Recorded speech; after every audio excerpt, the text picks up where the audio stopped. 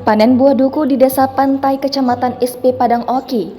Panen buah duku manis di Desa Pantai, Kecamatan SP Padang, Kabupaten Ogan Komering Ilir, Sumatera Selatan, Kamis 27 Januari 2022 siang.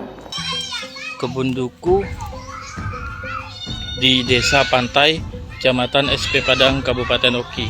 Duku ini merupakan duku super dengan ukuran yang cukup besar dan langsung di kebunnya milik masyarakat Desa Pantai. Dapat dilihat untuk tahun ini sendiri, menurut keterangan para petani,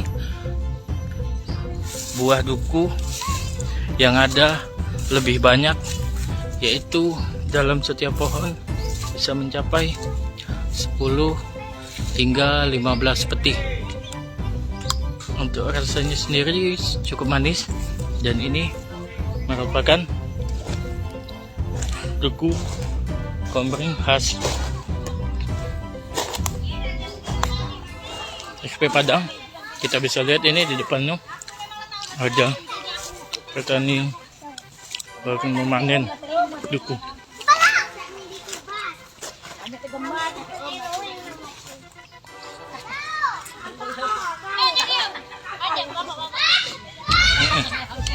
Kamu belum berfoto? Belum. Foto lagi. Kak, ini duku super ya kak ya? Iya. Besar-besar ya? Tidak besar dia nih. Mulus tak buka ades tuh lah. Jangan kamu tidak.